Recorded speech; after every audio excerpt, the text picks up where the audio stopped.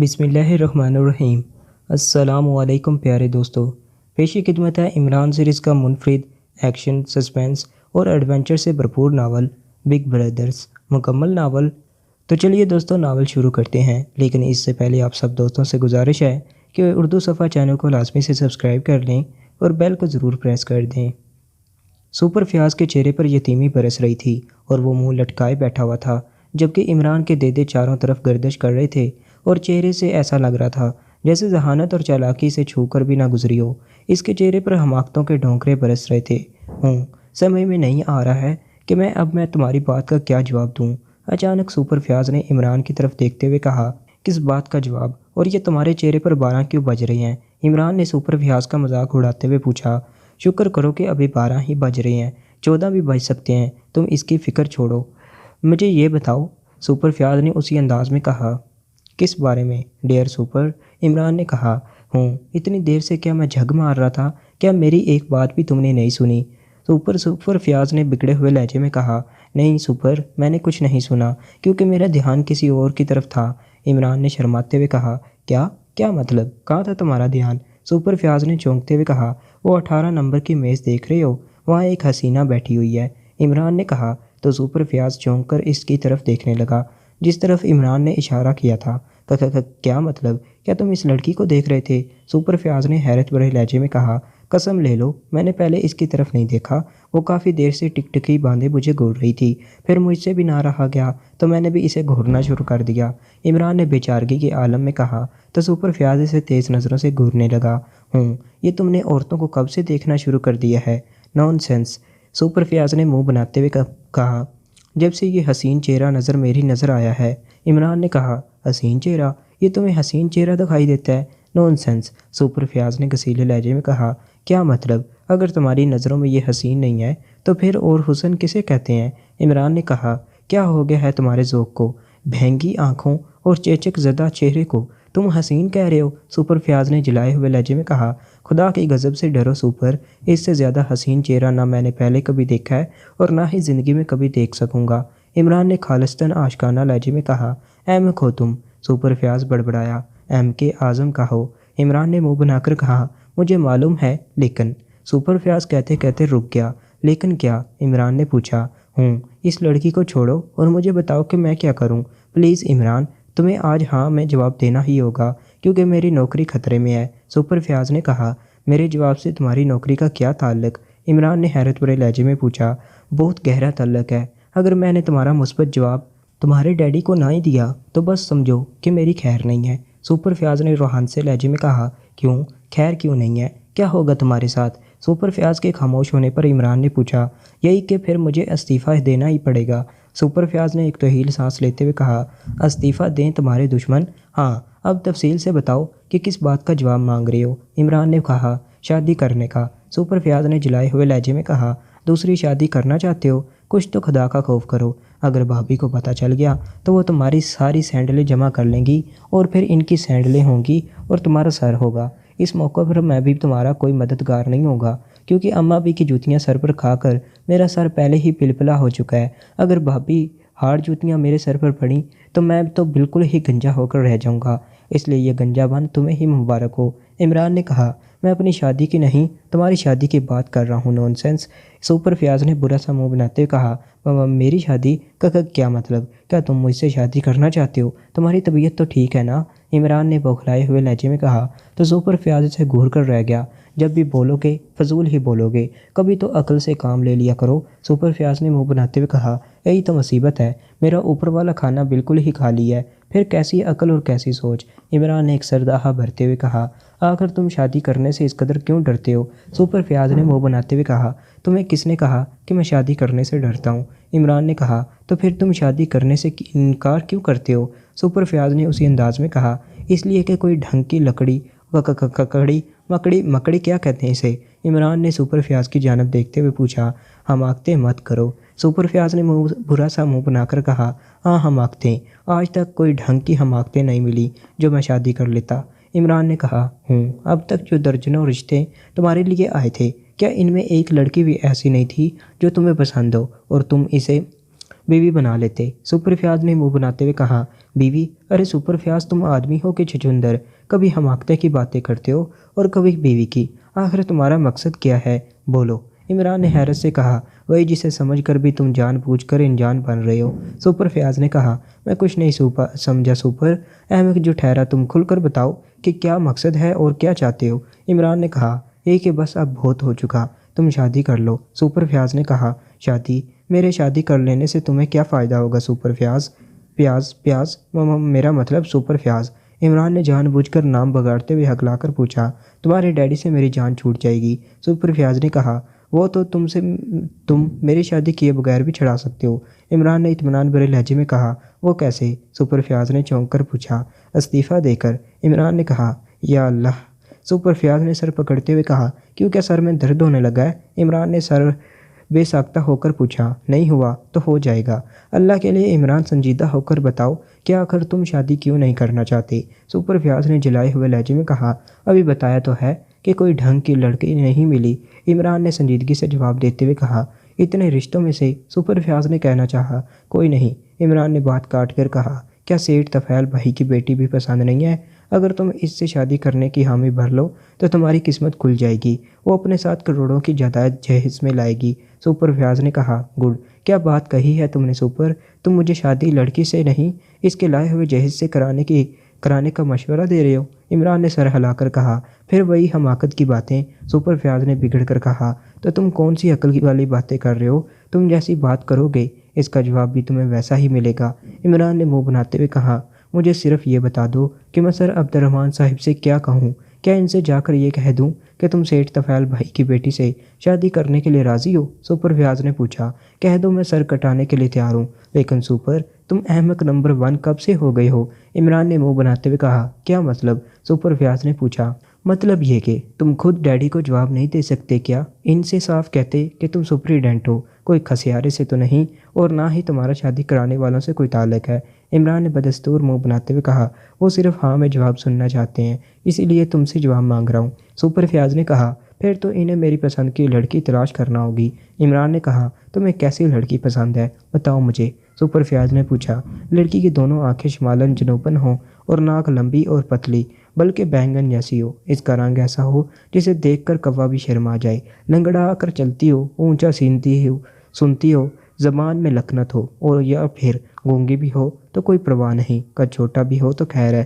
مطلب یہ کہ اگر اسے کسی فنکشن میں مقابلہ حسن میں کھڑا کر دیا جائے تو وہ سب سے الگ تھلگ دکھائی دے، لیکن مقابلہ حسن کا گولڈ میڈل اسے ہی ملے۔ عمران نے کہا، عمران کیا تم سنجیدہ نہیں ہو سکتے؟ سپر فیاض نے منہ بنا کر کہا، ہو سکتا ہوں مگر ایک شرط پر۔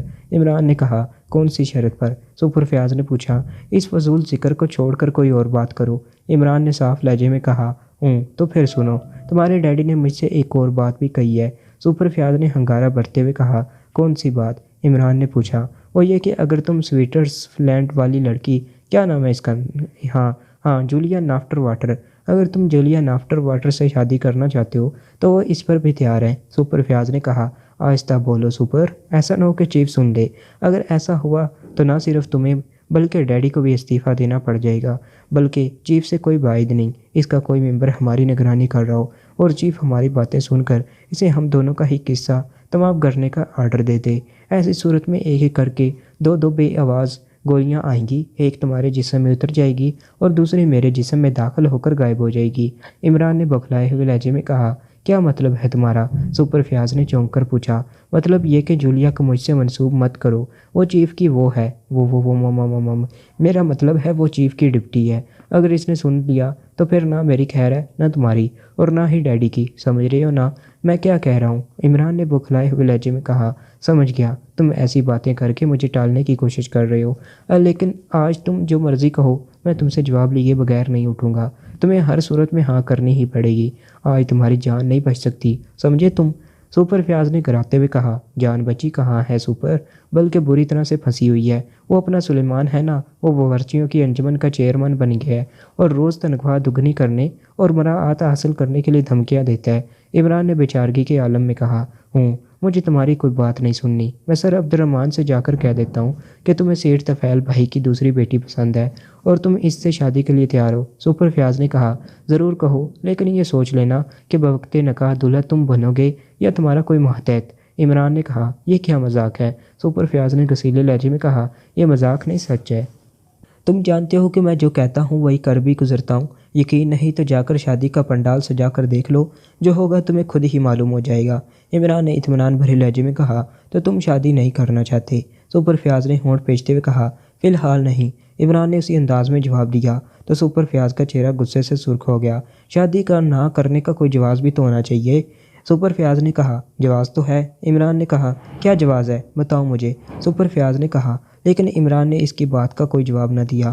اس کی نظریں جو پہلے چاروں طرف گھوم رہی تھی اب ایک سمت جم گئی تھیں۔ سپر فیاض نے چونک کر مڑتے ہوئے اس طرف دیکھا جس طرف عمران دیکھ رہا تھا، اور یہ دیکھ کر وہ بے اختیار چونک پڑا کہ داخلی دروازے سے جولیا اندر آ رہی تھی۔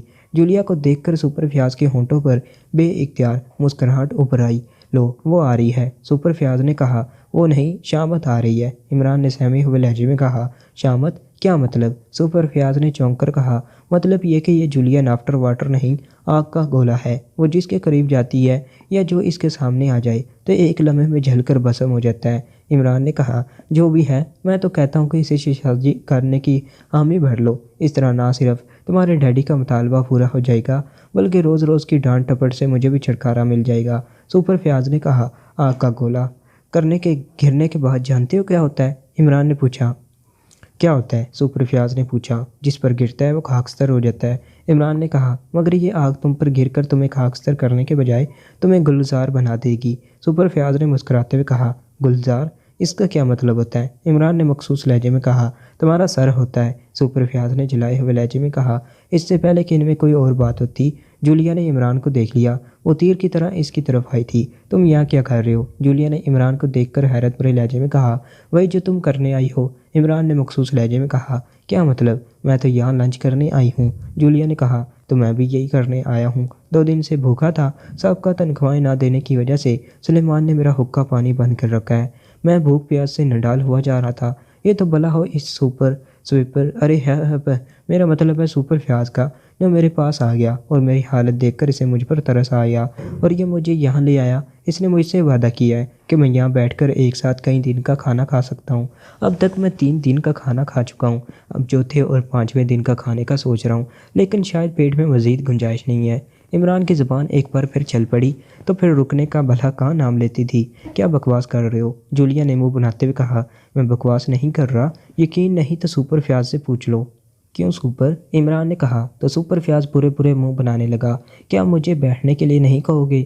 جولیا نے سر جھٹکتے ہوئے کہا، ہاں ہاں بیٹھو بیٹھو، میں نے تمہیں بیٹھنے سے کم منع کیا ہے۔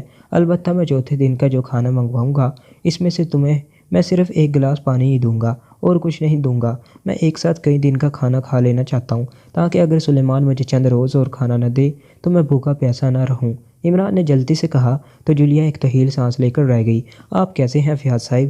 جولیا نے سپر فیاض سے مخاطب ہو کر کہا، جو اسے یک ٹک دیکھ رہا تھا۔ ٹھیک، میں بالکل ٹھیک ہے، اللہ کا لاکھ لاکھ شکر ہے۔ آپ کیسی ہیں؟ جولیا کے پوچھنے پر فیاض نے بکھلائے ہوئے لہجے میں کہا، میں بھی ٹھیک ہوں۔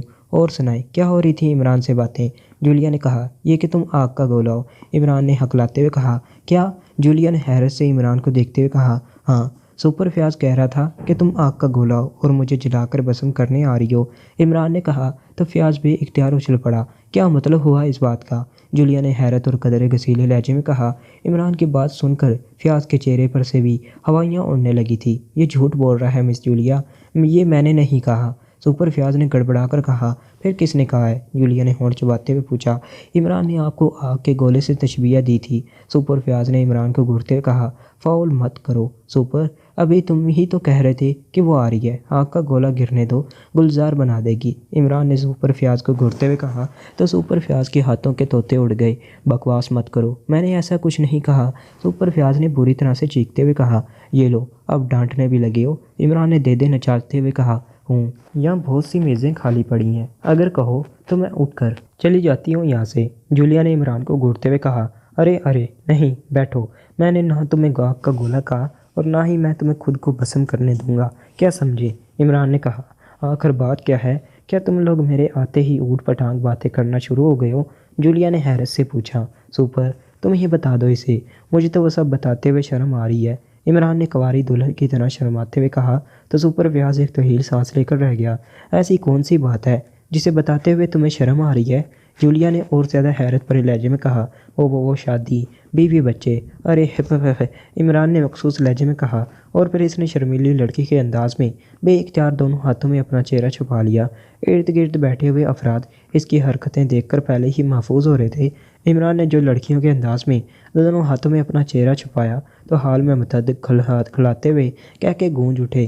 لوگوں کو ہنستا دیکھ کر سپر فیاض کا رنگ اڑ گیا اور وہ ان سب کی طرف گسیلی نظروں سے دیکھنے لگا۔ بتاؤ کیا بات ہے؟ جولیا نے عمران کو گھورتے ہوئے کہا۔ نہیں، میں نہیں بتاؤں گا، عمران نے کہا۔ ہاں بتائیے سپر فیاض صاحب کہ کیا معاملہ ہے؟ جولیا نے سپر فیاض سے مخاطب ہو کر کہا۔ تو سپر فیاض ایک طویل سانس لے کر رہ گیا۔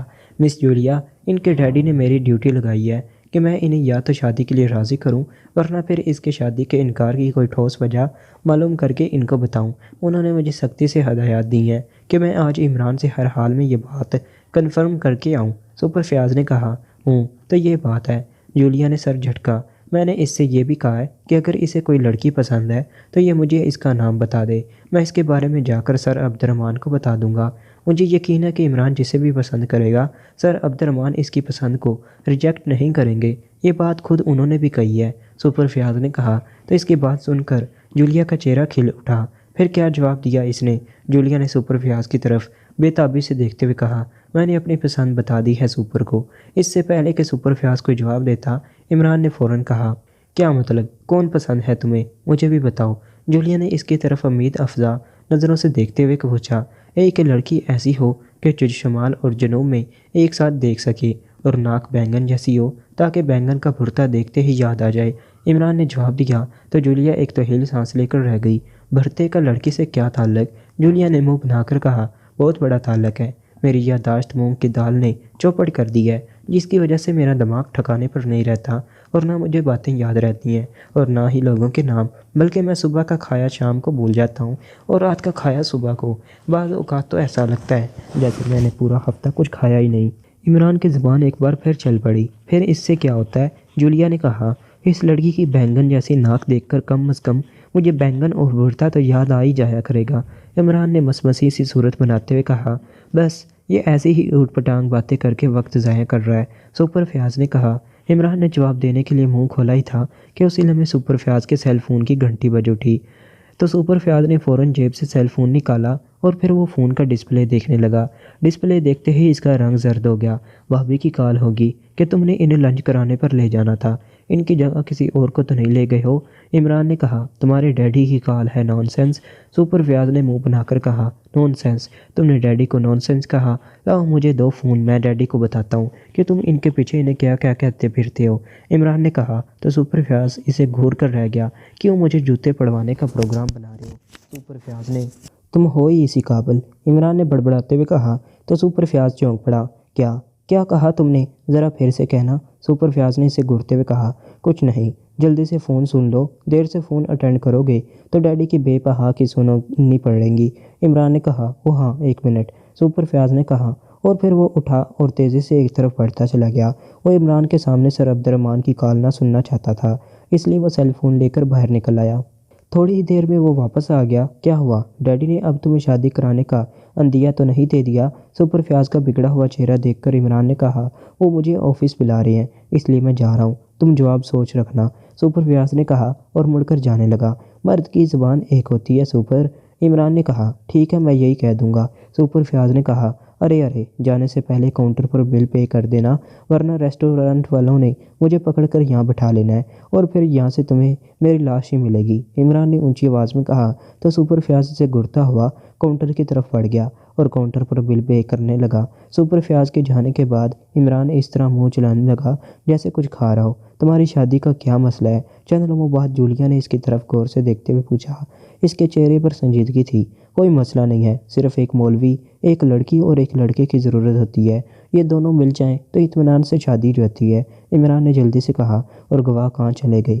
جولیا نے منہ بنا کر کہا۔ ولیمہ کھانے، عمران نے برجستہ کہا اور جولیا کے لبوں پر بے اختیار مسکراہٹ پھیلتی چلی گئی۔ تو کب کر رہے ہو شادی؟ جولیا نے پوچھا۔ جب مرنے کا ارادہ ہوگا تو کر لوں گا۔ اور یہ تم سب ہاتھ منہ دھو کر بلکہ نہا کر میری شادی کے پیچھے کیوں پڑے ہوئے ہو؟ پہلے سپر فیاض شادی کی رٹ لگا کر میری جان کھا رہا تھا اور اب تم پر بھی اس کا رنگ چڑھ گیا ہے۔ عمران نے منہ بناتے ہوئے کہا۔ کون پڑا ہے تمہاری شادی کے پیچھے؟ جولیا نے کہا۔ تم، سپر فیاض اور ڈیڈی۔ ڈیڈی اگر میری شادی کے لیے اس قدر بےتاب ہو رہے ہیں تو اس کا مطلب صاف ہے کہ انہیں یہ گولی اماں بھی نہیں کھلائی ہے کہ مجھ سے پوچھیں کہ میں کب اور کس سے شادی کروں گا۔ عمران نے کہا۔ دوسروں کو تمہاری شادی سے دلچسپی ہو سکتی ہے مگر مجھے نہیں ہے، جولیا نے منہ بنا کر کہا۔ واقعی؟ کیا تم سچ کہہ رہی ہو؟ عمران نے اس کی طرف غور سے دیکھتے ہوئے پوچھا۔ ہاں، میں سچ کہہ رہی ہوں، جولیا نے اس بات میں سر ہلا کر جواب دیا ہے۔ شکر ہے میرے اللہ کہ ایک سے تو جان چھوٹی، عمران نے کہا تو جولیا اسے تیز نظروں سے گھورنے لگی۔ کیا مطلب؟ کیا تم مجھ سے جان چھڑانا چاہتے ہو؟ بولو، جولیا نے اسے غصیلی نظروں سے گھورتے ہوئے کہا۔ نہیں، وہ میری زبان پھسل گئی تھی اور میں نے ایسا کیا کہا ہے جو تم آنکھیں دکھا رہی ہو؟ میں نے صرف اللہ کا شکر یہ تو ادا کیا ہے جو ہر وقت کرتے رہنا چاہیے، عمران نے مسمسی سی صورت بناتے ہوئے کہا۔ بس رہنے دو، جولیا نے گرا کر کہا۔ رہنے دیا؟ ہاں، یہ تو بتاؤ کہ کیا تم واقعی یہاں لنچ کرنے کے لیے آئی ہو؟ عمران نے کہا۔ کیوں، میں یہاں لنچ نہیں کر سکتی کیا، یا میرے آنے پر پابندی ہے؟ جولیا نے منہ بناتے ہوئے کہا۔ نہیں، مجھے اصل میں تمہارا یہاں آنا عجیب سا لگ رہا ہے، ویسے ہی جیسا کالے میں دال۔ ہو نہیں، میرا مطلب ہے کہ دال میں کالا، نیلا اور ہرا ہوتا ہے، عمران نے کہا۔ کیوں، تمہیں ایسا کیوں لگ رہا ہے؟ جولیا نے پوچھا۔ پتہ نہیں، میری چھٹی حص نے مجھے کان میں کہا تھا تو میں نے تم سے کہہ دیا، عمران نے کہا۔ تم انتظار کرو، میں ذرا واش روم تک جا رہی ہوں، جولیا نے اٹھتے ہوئے کہا۔ مگر وہ، عمران نے کہنا چاہتا مگر اتنی دیر میں جولیا سنی انسنی کرتے ہوئے آگے بڑھتی چلی گئی تھی۔ البتہ وہ اپنا ہینڈ بیگ میز پر ہی چھوڑ گئی تھی۔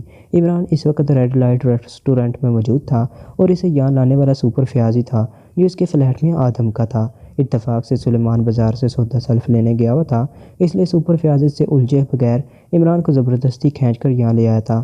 سپر فیاض کے کہنے کے مطابق پچھلے کئی دنوں سے سر عبدالرحمن اس کے پیچھے پڑے ہوئے تھے کہ عمران اس کا دوست ہے، اس لیے وہ اس سے کسی بھی طرح معلوم کر کے انہیں جواب دے کہ عمران آ کر شادی کیوں نہیں کرنا چاہتا۔ اگر اسے کوئی لڑکی پسند ہے تو وہ بتا دے۔ سر عبدالرحمن عمران کی پسند کی لڑکی سے بھی اس کی شادی کرنے کے لیے تیار تھے، لیکن عمران بھلا ان باتوں میں کہاں آنے والا تھا، اس لیے اس نے سپر فیاض کو بھلا پھسلا کر وہاں سے جانے پر مجبور کر دیا تھا۔ تو یہ ہے عمران، ریڈ لائٹ ریسٹورنٹ کے کارنر پر موجود میز پر بیٹھے ہوئے ایک لمبے تڑنگے اور مضبوط جسم کے مالک نوجوان نے اپنے ساتھ بیٹھے ہوئے آدمی سے مخاطب ہو کر دھیمی آواز میں پوچھا۔ دوسرا آدمی بھی اس کی طرح مضبوط اور کثرتی جسم کا مالک تھا اور اس کے چہرے پر سختی اور کرختی ثبت دکھائی دے رہی تھی۔ دونوں شکل و صورت سے بدمعاش ٹائپ دکھائی دے رہے تھے۔ ان میں سے ایک نے جینز اور سرخ شرٹ پہن رکھی تھی جبکہ دوسرے نے جینز پر نیلی شرٹ پہن رکھی تھی اور اس کے گلے میں سرخ رنگ کا ایک رومال بھی بندھا ہوا تھا۔ ہاں، یہی ہے عمران، دوسرے نے کہا، جس نے گلے میں سرخ رومال باندھ رکھا تھا۔ کیا اس کے ساتھ بیٹھا ہوا شخص بھی وہی ہے جس کے لیے ہم یہاں آئے ہیں؟ سرخ شرٹ والے نے کہا۔ نہیں، وہ اس کے ساتھ نہیں ہے جسے ہم نے اغوا کرنا ہے، سرخ رومال والے نے جواب دیا۔ تو پھر کون ہے اس کے ساتھ؟ سرخ شرٹ والے نے کہا۔ اس کے ساتھ سینٹرل انٹیلیجنس بیورو کا سپرنٹینڈنٹ سپر فیاض بیٹھا ہوا ہے، نیلی شرٹ والے نے جواب دیا۔ تو سرخ شرٹ والا بے اختیار چونک پڑا۔ اگر یہ اس کے ساتھ ہے تو پھر ہم یہاں کیا کر رہے ہیں؟ اگر اس نے ہمیں دیکھ لیا تو؟ سرخ شرٹ والے نے بوکھلائے ہوئے لہجے میں کہا۔ اس میں بوکھلانے والی کون سی بات ہے؟ وہ ہمیں کون سا پہچانتا ہے؟ نیلی شرٹ والے نے منہ بنا کر کہا۔ سپر فیاض کا عمران کے ساتھ ہونا ہمارے لیے نیک شگون نہیں ہو سکتا رستم، سرخ شرٹ والے نے پریشانی کے عالم میں ہونٹ چباتے ہوئے کہا۔ اس کا عمران کے ساتھ ہونا نہ ہونا برابر ہے، نیلی شرٹ والے نے کہا۔ جس کا سرخ شرٹ والے نے رستم نام لیا تھا وہ کیوں؟ سرخ شرٹ والے نے پوچھا۔ سپر فیاض عمران کے سامنے کوئی حیثیت نہیں رکھتا، ویسے بھی سپر فیاض ایسے آفیسروں میں سے ہے جس کی جیب اگر بھر دی جائے تو وہ اندھا بن جاتا ہے اور اپنے سامنے والے مجرم کو یوں نظر انداز کر کے جو گزر جاتا ہے جیسے اس نے کچھ دیکھا ہی نہ ہو۔ رستم نے جواب دیا۔ کیا تم اسے جانتے ہو؟ سرخ شرٹ والے نے حیرت سے کہا۔ جانتا ہوں تو اس کے بارے میں تمہیں بتا رہا ہوں، اور تم یہ مت بھولو کہ تم آقا کے آدمی ہو۔ تمہارا نام سہراب ہے اور سہراب کسی پولیس والے سے نہیں ڈرتا، رستم نے منہ بناتے ہوئے کہا۔ میں اس سے ڈر نہیں رہا ہوں، عمران کے ساتھ اسے دیکھ کر مجھے تھوڑی سی تشویش ہوئی ہے بس، سہراب نے کہا۔ تو پھر سپر فیاض کی عمران کے ساتھ موجودگی نیک یا بدشگون نہیں ہو سکتی، سمجھے تم؟ رستم نے سخت لہجے میں کہا۔ ہاں سمجھ گیا، سہراب نے ایک طویل سانس لے کر کہا، اور پھر وہ دونوں خاموش ہو گئے۔ عمران کی میز کے ارد گرد اور کئی میزیں خالی پڑی تھیں، مگر ان دونوں نے ان کے پاس بیٹھنے کی کوشش نہیں کی تھی، حالانکہ وہ عمران کے بعد حال میں آئے تھے۔ تو یہ ہے عمران، ریڈ لائٹ ریسٹورنٹ کے کارنر پر موجود۔ میز پر بیٹھے ہوئے ایک لمبے تڑنگے اور مضبوط جسم کے مالک نوجوان نے اپنے ساتھ بیٹھے ہوئے آدمی سے مخاطب ہو کر دھیمی آواز میں پوچھا۔ دوسرا آدمی بھی اس کی طرح مضبوط اور کثرتی جسم کا مالک تھا، اور اس کے چہرے پر سختی اور کرکتی سب دکھائی دے رہی تھی۔ دونوں شکل و صورت سے بدمعاش ٹائپ دکھائی دے رہے تھے۔ ان میں سے ایک نے جینز اور سرخ شرٹ پہن رکھی تھی، جبکہ دوسرے نے جینز پر نیلی شرٹ پہن رکھی تھی اور اس کے گلے میں سرخ رنگ کا ایک رومال بھی بندھا ہوا تھا۔ ہاں یہی ہے عمران، دوسرے نے کہا، جس نے گلے میں سرخ رومال باندھ رکھا تھا۔ کیا اس کے ساتھ بیٹھا ہوا شخص بھی وہی ہے جس کے لیے ہم یہاں آئے ہیں؟ سرخ شرٹ والے نے کہا، نہیں وہ اس کے ساتھ نہیں ہے جسے ہم نے اغوا کرنا ہے، سرخ رومال والے نے جواب دیا۔ تو پھر کون ہے اس کے ساتھ؟ سرخ شرٹ والے نے پوچھا۔ اس کے ساتھ سینٹرل انٹیلیجنس بیورو کا سپرنٹینڈنٹ سپر فیاض بیٹھا ہوا ہے، نیلی شرٹ والے نے جواب دیا۔ تو سرخ شرٹ والا بے اختیار چونک پڑا۔ اوہ، اگر یہ اس کے ساتھ ہے تو پھر ہم یہاں کیا کر رہے ہیں؟ اگر اس نے ہمیں دیکھ لیا تو؟ سرخ شرٹ والے نے بوکھلائے ہوئے لہجے میں کہا۔ اس میں بوکھلانے والی کون سی بات ہے؟ وہ ہمیں کون سا پہچانتا ہے؟ نیلی شرٹ والے نے منہ بنا کر کہا۔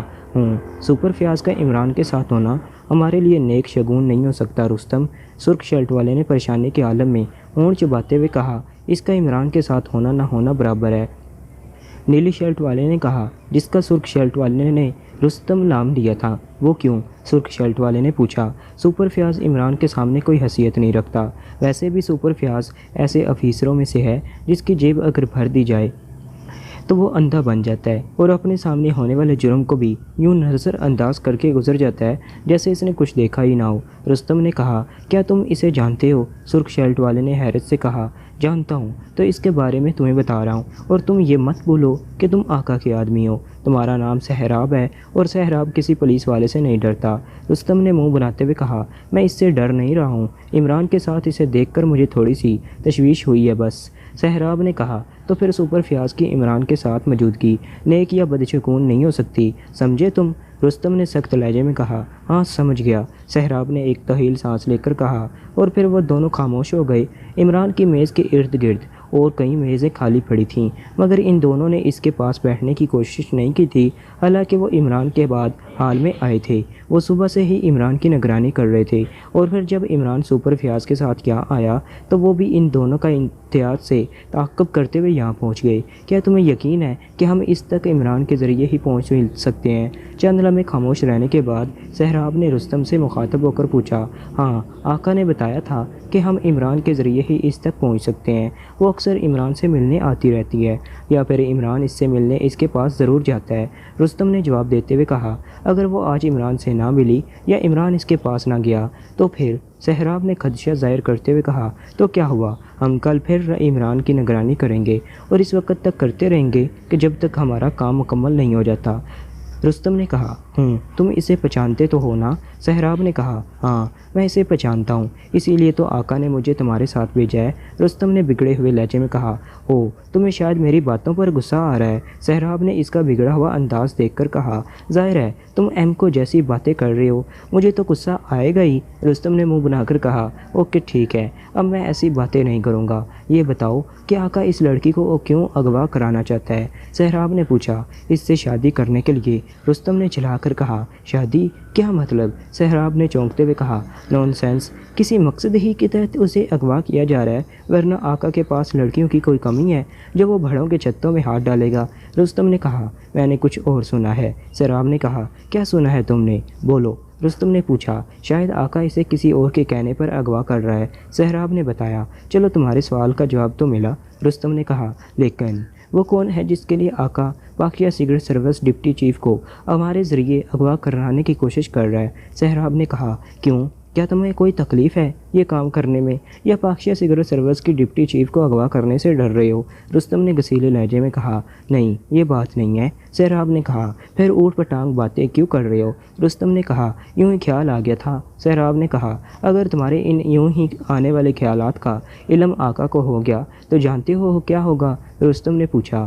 گولی مار دی جائے گی مجھے، سہراب نے کہا۔ یہ جانتے ہوئے بھی ایسی باتیں کر رہے ہو، رستم نے منہ بناتے ہوئے کہا۔ صرف تم سے، کیونکہ تم میرے دوست ہو، سہراب نے مسکراتے ہوئے کہا۔ بس تو آج سے عہد کر لو کہ آئندہ ایسی باتیں مجھ سے بھی نہیں کرو گے، کیونکہ میں نہیں چاہتا کہ لا علمی میں کوئی اور یہ باتیں سن کر آقا تک پہنچا دے۔ رستم نے کہا، اوکے، آئندہ احتیاط کروں گا، سہراب نے کہا، اور عمران کی جانب دیکھنے لگا جو سپر فیاض سے باتیں کرتے ہوئے برے برے منہ بنا رہا تھا۔ ارے! اچانک رستم کے منہ سے نکلا، کیا ہوا؟ سہراب نے چونک کر پوچھا۔ بیرونی دروازے کی جانب دیکھو، رستم نے کہا تو رستم کی نظریں بیرونی دروازے کی طرف اٹھ گئیں۔ وہاں ایک نوجوان اور نہایت خوبصورت غیر ملکی لڑکی کھڑی تھی۔ کیا یہی ہے وہ؟ سہراب نے اس لڑکی کو دیکھتے ہوئے کہا۔ ہاں یہی ہے وہ، رستم نے کہا۔ مگر یہ تو غیر ملکی ہے، سہراب نے کہا۔ ہاں، یہ سوئس نژاد ہے، رستم نے کہا۔ بیرونی دروازے سے اندر آنے والی لڑکی اب عمران کی میز پر پہنچ چکی تھی۔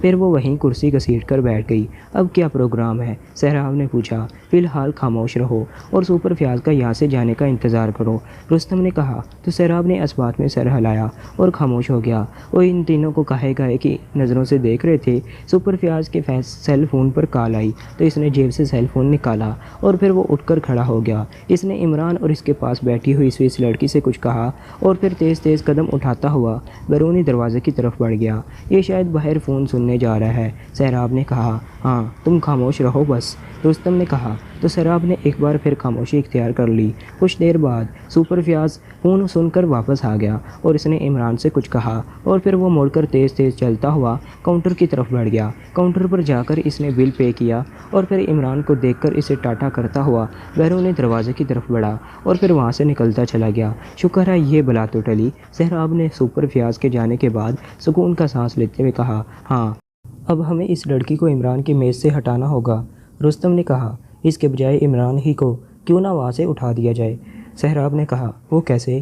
رستم نے پوچھا۔ میں باہر سے فون کر کے عمران سے کہتا ہوں کہ اسے اس کے والد سر عبد الرحمن نے بلایا ہے، باپ کا بلاوا سن کر وہ فوراً ہی روانہ ہو جائے گا، سہراب نے کہا۔ اور اگر وہ اپنے ساتھ اس لڑکی کو بھی لے گیا تو، رستم نے کہا۔ ہاں، یہ بھی مسئلہ ہے، سہراب بڑبڑایا۔ مسئلہ نہیں، خطرہ کہو۔ تمہارے فون کرنے کے بعد اگر عمران اس لڑکی کو ساتھ لے کر سینٹرل انٹیلیجنس بیورو پہنچا اور وہاں اپنے باپ کی زبانیں جب اسے علم ہوگا کہ انہوں نے عمران کو نہیں بلایا تو جانتے ہو کیا ہوگا، رستم نے کہا۔ کیا ہوگا؟ سہراب نے پوچھا۔ عمران فوراً چوکنا ہو جائے گا اور پھر اس لڑکی پر ہاتھ ڈالنا مشکل ہی نہیں، ناممکن ہو جائے گا، رستم نے کہا۔ تو پھر اب ہم کیا کریں؟ سہراب نے ہونٹ چباتے ہوئے کہا۔ اس علم میں انہوں نے جولیا کو عمران کے پاس سے اٹھتے دیکھا، وہ جا رہی ہے، سہراب نے کہا۔ نہیں، وہ باہر نہیں جا رہی، اس نے اپنا ہینڈ بیگ عمران کے پاس چھوڑ دیا ہے، جس کا مطلب ہے کہ وہ واش روم جا رہی ہے، رستم نے کہا۔ ہاں، ایسا ہی لگ رہا ہے۔ پھر کیا پروگرام ہے؟ سہراب نے پوچھا۔ پہلے میں جاتا ہوں، پھر تم آ جانا، رستم نے کہا۔ پھر وہ اٹھ کھڑا ہوا۔ جولیا واش روم والی راہداری میں جا چکی تھی۔ رستم ایک لمحے کے لیے کاؤنٹر پر رکا اور وہ بھی راہداری میں داخل ہو گیا۔ جولیا کو اس نے لیڈیز واش روم میں جاتے دیکھا۔ واش روم کا بیرونی دروازہ کھلا ہوا تھا، اندر کوئی نہیں تھا۔ جولیا ایک واش روم میں گئی تو رستم فوراً واش روم کے دروازے کے پاس آ کر کھڑا ہو گیا۔ راہداری میں کوئی نہیں تھا، رستم آسانی سے واش روم میں نظر رکھ سکتا تھا۔ رستم نے ایک لمحہ توقف کیا اور پھر اس نے جیب میں ہاتھ ڈال کر ایک گیس بم نکالا اور اس پر لگا ہوا ایک بٹن پریس کر دیا۔ اس گیس بم پر ایک چھوٹا سا سرخ رنگ کا بلب جلنے بجھنے لگا۔ رستم بے چین نظروں سے اس واش روم کی طرف دیکھ رہا تھا جس میں جولیا گئی تھی۔ چند لمحوں بعد واش روم کا دروازہ کھلا اور اسے جولیا کی جھلک دکھائی دی تو اس نے ہاتھ میں پکڑا ہوا گیس بم واش روم میں پھینک دیا۔ گیس بم اندر پھینکتے ہی اس نے اپنا سانس روک لیا۔ دوسرے لمحے اسے اندر سے کسی انسانی جسم کے گرنے کی آواز سنائی دی۔ اس نے اندر جھانکا تو یہ دیکھ کر اس کی آنکھوں کی چمک اور بڑھ گئی کہ جولیا واش روم میں گری ہوئی تھی۔ رستم نے بدستور سانس روک رکھا تھا اور وہ بے چینی سے اپنی کلائی میں بندھی ہوئی ریسٹ واچ کو دیکھ رہا تھا۔ اسی لمحے اسے راہداری میں سراب آتا دکھائی دیا تو اس نے ہاتھ کے اشارے سے اسے وہیں روک دیا۔ گھڑی پر دیکھتے ہوئے جیسے ہی 2 منٹ پورے ہوئے اس نے آہستہ آہستہ سانس لینا شروع کر دیا اور ساتھ ہی اس نے سہراب کو اپنی طرف آنے کا اشارہ کیا تو سہراب تیز تیز چلتا ہوا اس کی طرف بڑھا۔ کیا ہوا؟ مجھے آنے سے کیوں روکا تھا؟ سہراب نے حیرت بھرے لہجے میں کہا۔ میں نے واش روم میں کلورو بم پھینکا تھا، نان سینس۔ وہ دیکھو، اس بم کی گیس کے اثر سے لڑکی بے ہوش ہو گئی ہے، رستم نے کہا تو سہراب واش روم میں گری ہوئی جولیا کی طرف دیکھنے لگا۔ گڈ شو، تم نے تو کام کر دکھایا ہے، سہراب نے کہا۔ یہ وقت تعریفیں کرنے کا نہیں ہے، چلو جلدی کرو اور اسے اٹھا کر یہاں سے نکلو، رستم نے تیز لہجے میں کہا۔ لیکن ہم اسے یہاں سے لے کر نکلیں گے کیسے؟ سہراب نے پوچھا۔ واش روم کی عقبی کھڑکی کھلی ہوئی ہے، اسے لے کر ہم وہاں سے نکل سکتے ہیں، رستم نے کہا، اور وہ تیزی سے واش روم میں داخل ہو گئے۔ سہراب نے آگے بڑھ کر بے ہوش پڑی ہوئی جولیا کو اٹھایا، جبکہ رستم تیزی سے کھڑکی کی طرف بڑھ گیا اور پھر وہ کھڑکی سے باہر جھانکنے لگا۔ باہر دیکھ کر اس کی آنکھوں میں چمک آ گئی۔ اب ہم اسے لے کر یہاں سے نکل سکتے ہیں، آؤ جلدی کرو، رستم نے کہا۔ تو سہراب جولیا کو اٹھائے تیزی سے اس کی طرف بڑھا۔ کھڑکی کی دوسری طرف سڑک تھی جو خالی تھی، کھڑکی کے نیچے کچرے کے ڈبے پڑے تھے، وہاں کوئی نہیں تھا۔ رستم تیزی سے باہر کود گیا۔ رستم کے کہنے پر سہراب نے جولیا کے جسم کو اٹھا کر کھڑکی سے باہر لٹکا دیا، جسے باہر موجود رستم نے سنبھال کر نیچے کھڑا کر دیا۔ پھر سہراب بھی کھڑکی سے باہر نکل گیا۔ زمین پر پہنچتے ہی اس نے جولیا کو سنبھال لیا۔ جا کر کار لے آؤ، جلدی کرو، رستم نے سہراب سے کہا۔ سہراب نے اس بات میں سر ہلایا اور تیزی سے ایک طرف دوڑتا چلا گیا۔ تھوڑی ہی دیر میں وہ ایک کار لے کر وہاں آ گیا۔ کار کے قریب آتے ہی رستم نے جولیا کو اٹھایا اور عقبی سیٹ کا دروازہ کھول کر اسے اندر ڈال دیا، پھر خود بھی اس کے برابر بیٹھ گیا۔ اس کے بیٹھتے ہی سہراب نے کار آگے بڑھا دی تھی۔ چند لمحے بعد ان کی کار سڑک پر دوڑتی چلی جا رہی تھی۔ جولیا ریڈ لائٹ ریسٹورنٹ میں اکیلی نہیں آئی تھی، اس کے ساتھ صفدر بھی موجود تھا۔ وہ دونوں یہاں لنچ کرنے آئے تھے۔ پارکنگ میں عمران کی کار کھڑی دیکھ کر وہ چونکے تھے، پھر وہاں سپر فیاض کی جیپ کھڑی دیکھی۔ دونوں حضرت یہاں موجود ہیں، صفدر نے کہا۔ ایسا ہی لگ رہا ہے، جولیا نے کہا۔ پھر کیا پروگرام ہے؟ صفدر نے پوچھا۔ پروگرام وہی ہے جو بنا چکے ہیں، جولیا نے کہا، مگر عمران صاحب کے ساتھ سپر فیاض بھی ہیں، سمجھ لیں بوریت کے سوا کچھ ہاتھ نہیں آئے گا، صفدر نے کہا۔ ہاں یہ تو ہے، جولیا نے سر ہلا دیا۔ میری مانے تو کہیں اور چلتے ہیں، صفدر نے کہا۔ نہیں اندر چلیں گے، جولیا نے کہا۔ جیسے آپ کی مرضی، صفدر نے کہا۔ بلکہ ایسا کرو تم یہاں رکو، میں بحال میں جاتی ہوں اور جائزہ لیتی ہوں، جولیا نے کہا۔ عمران صاحب جب چاہیں تو سپر فیاض کو بھگا سکتے ہیں، مگر آپ نہیں بھگا سکتی، صفدر نے سر ہلاتے ہوئے کہا۔ کیوں؟ جولیا نے پوچھا۔ اس لیے کہ وہ آپ کو دیکھ کر وہیں کرسی پر چپک جائے گا، صفدر نے کہا۔